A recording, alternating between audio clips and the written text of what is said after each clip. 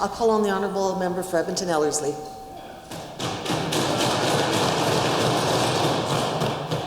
Thank you, Madam Speaker. As one of several new members in this House, it is an honour for me to rise and address the other members of this chamber and the people of Alberta through way of my maiden speech. Before I begin, though, I would like to extend my congratulations, although considerably belated, to all the members of this House for being elected to represent the people of their electoral districts. Madam Speaker, I would like to begin by sharing a little bit about my family's history, as it's quite unique compared to most in the House, with exception to the member from Calgary Cross. My family came to Canada from Chile, fleeing violence. And as many other Chileans after the September 11, 1973 military coup. My father came to Canada in March of 1976, and my mother, older brother, and I joined him, arriving on Canada Day, July 1st of that same year. When we first arrived in Edmonton, we lived in the Westmount neighborhood. From the beginning of my parents' stay in Canada, they worked extremely hard to provide for my brother and I, as they worked diligently in positions in which they were underemployed, as their credentials and qualifications were not recognized here in Canada, a challenge that many new Canadians continue to face here in our province to this day. My parents eventually decided that they wanted to stay in Canada and were determined to purchase a property of their own that we could call home. We packed our limited belongings and headed to the newly developed area of Mill Woods and moved close to a Chilean housing cooperative named after Salvador Allende, Chile's first democratically elected socialist president. It was there in Mill Woods that we felt supported by other diaspora Chileans, Canadians, and other new Canadians to this province. As many other new Canadians, my parents worked multiple jobs. They worked a 9 to 5 during the day and then did a number of janitorial contracts during the evening. For 17 years, my parents worked day and night to make ends meet and make sure that my brothers and I would go without need. Some evenings they would come home tired around 11 p.m., only to prepare for their job the next day. When old enough, I began to join them so that I may also do my part to support the family. It is from these humble beginnings from which I came, an experience I share with many other new Canadians from the electoral district of Edmonton-Ellerslie. As some may know, Southeast Edmonton has a high demographic of new Canadians. Many immigrants and permanent residents continue to move into the district to build their homes for them and their loved ones. The area truly is a cultural mosaic of many different ethnicities. Predominantly South Asians, those from the Caribbean, Latin Americans, the Philippines, and the more recent from the Middle East and Northern Africa, specifically Somalia and Eritrea. Indeed, we must have people from all over the world that call the electoral district of Edmonton-Ellerslie their home. As all recognize, all Canadians immigrated to this land. And before it was settled, Edmonton-Ellerslie was part of Indian Reserve number 136, now recognized as Papas Chase territory. I'm happy to say that Chief Calvin Bruno, Chief of the Papas Chase, and I have become brothers through our common work in the community, which was solidified by our participation in the Idle No More cultural movement, focused on engaging all treaty people to learn about our common history and to find a path forward in the traditions of the First Nations people. This occurred at the same time as a nation we engaged in the Truth and Reconciliation Commission, which identified for us calls to action to correct the injustices of the past committed against our Indigenous sisters and brothers. For this reason, I'm excited that this government, and specifically Premier Notley, offered an apology for the residential schools and advocated that there may be a national inquiry into the more than 1,200 missing and murdered Indigenous women in this nation.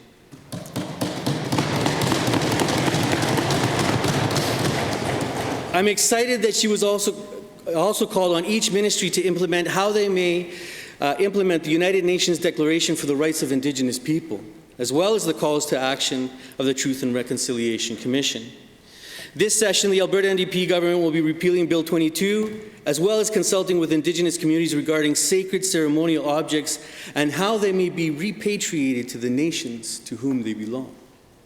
It is important that new Canadians learn about the First Nations, Métis, and Inuit peoples of this land and the obligations of Treaties 6, 7, and 8 as we move forward to build a stronger province which celebrates diversity, pluralism, and inclusion. Now, I've spoken at great length about New Canadians. However, it should not be misconstrued. I am here to serve each and every constituent of Edmonton-Ellerslie, no matter their race, color, sexual orientation, language, religion, political or other opinion, national or social origin, property, birth, or any other status. This is a principle upon which I will never falter, as it is my duty to do so as part of our free and democratic society. Edmonton-Ellerslie is home to many young families. It is common to see children accompanied by their parents playing in the many playgrounds throughout the constituency. Whether when I was door knocking in 2012 as a candidate or when I continue to door knock in the constituency to this day, childcare continues to be a top priority for the people of Edmonton-Ellerslie.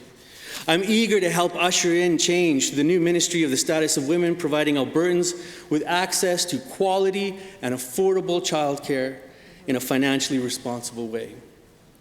I also hear from constituents that education is an important priority for them. Edmonton-Ellerslie currently has 2 K-9 schools south of the Anthony Henday that are considerably overcrowded. The good news is that 3 of the new schools are slated to open in that area of the district in September of 2017. Parents, however, are also concerned with regards to assessments for their children with special needs and how their children may be better served within the education system. There are challenges, but I'm sure that by working together with the Minister of Education, we will find the appropriate solutions. My constituency is also home to many seniors, and I'm eager to identify and work towards reducing the burden for our seniors as we move forward. They passionately express their desire to age in place. They don't want to lose their connection to their loved ones and to their community. Madam Speaker, one of my passions as a community organizer before becoming an MLA was mentoring and guiding youth and young adults interested in creating social change. I'm happy to announce that I'm continuing to do just that. This past month, along with my constituency staff, I launched the End Domestic Violence Edmonton-Ellerslie Youth Mentorship Program. The program kicked off with 9 participants between the ages of 12 and 24. The program consists of 4 full-day workshops dedicated to educating the participants on the issues surrounding domestic violence and how they may be addressed. The learning includes equipping the youth and young adults with the skills to be effective leaders and community organizers. Utilizing Stephen Covey's The 7 Habits of Highly Effective People, the training aims to empower and encourage young men and women to be more active in their communities and use their knowledge and skills to generate positive change. I also designed the mentorship program to further discover the details on gender equity and social justice, as well as providing opportunity for young leaders to develop crucial life and career building skills. All this while establishing a working relationship with their MLA.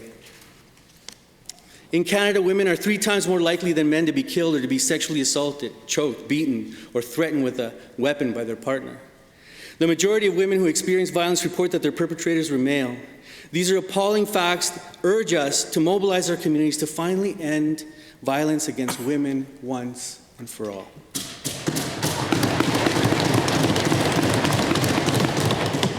The first workshop of this series provided an opportunity for the participants to reflect on their own values and how they have internalized them. They also embarked upon the process of discovering how gender stereotypes are socialized constructs put on us by society and how those stereotypes are not biological in nature.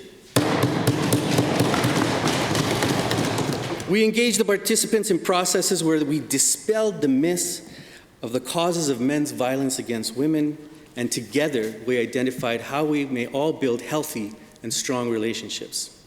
Madam Speaker, I'm eternally grateful to the constituents of Edmonton-Ellerslie.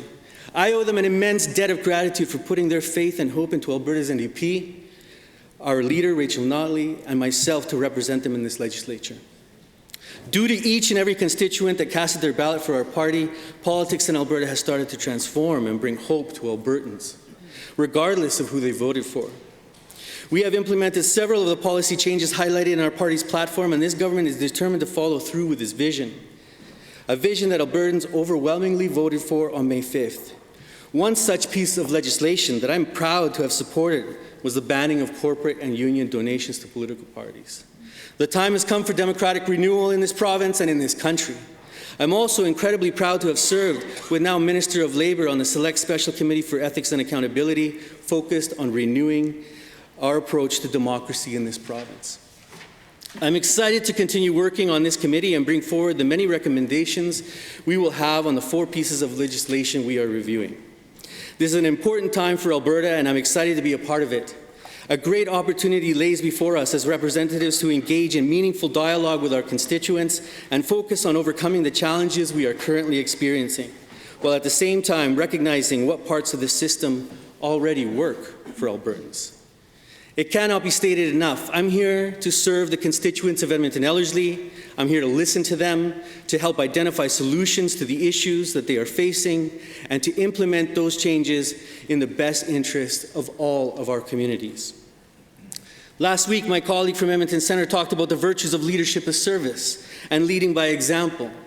Since day one as an elected official, I've approached my role in that spirit through building genuine relationships focused on strengthening our communities.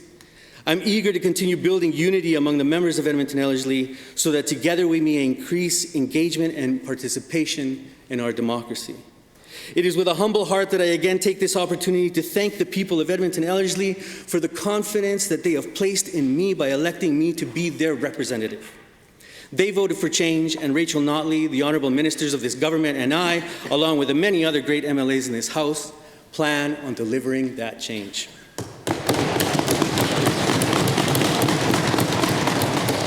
Madam Speaker, I am and always will be a proud democratic socialist. However, I must be clear, I have never been dogmatic.